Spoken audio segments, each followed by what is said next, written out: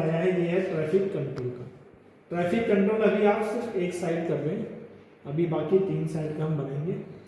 तो इसमें सबसे पहले आपने एक टाइमर का यूज करना है। वो टाइमर कैलकुलेट करेगा ऑल ओवर टाइम, पूरा टाइम कैलकुलेट करेगा कि कितने टाइम वहाँ पर हमें ट्रैफिक को रोकना है, ठीक है ना।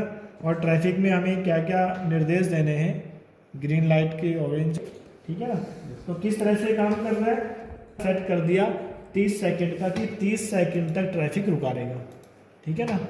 तो उसमें जो भी टाइम इवैल्यूएशन चल रहा है उसको हमने सबसे पहले किसी एक डेटाबेस में स्टोर करना है, क्योंकि जब किसी डेटा रजिस्टर में हम स्टोर करेंगे तभी हम उस डेटा रजिस्टर से डेटा ले पाएंगे।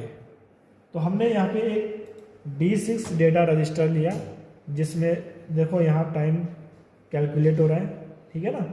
और जो ये टाइम कैलकुलेट हो रहा है इसी को हमने कंपैरेटर की हेल्प से अपने आउटपुट जनरेट कराने हैं।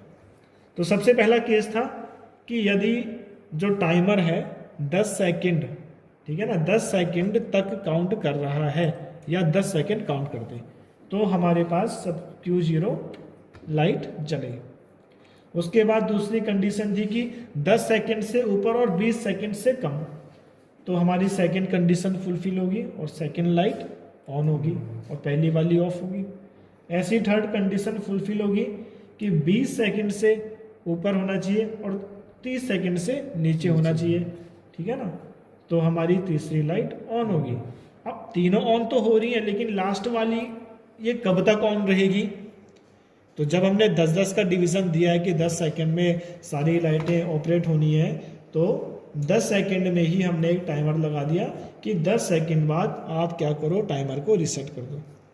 जब टाइमर रीसेट हो जाएगा तो दोबारा से कैलकुलेट करना शुरू करेगा और दोबारा से सारी की सारी प्रोसेस शुरू होगी। ये देखो फर्स्ट सेकंड वहाँ भी शो कराओ, ये जो लाइट्स हैं। इसी तरह से बाकी for other 3 side programme develop सिर्फ एक साइड का है, और जब बाकी 3 साइड ट्रैफिक रुका रहेगा तो एक साइड, ठीक है। ऐसे ही जब एक साइड रुकेगा तो दूसरी साइड रिलीज होगा, फिर वो साइड भी रुकेगी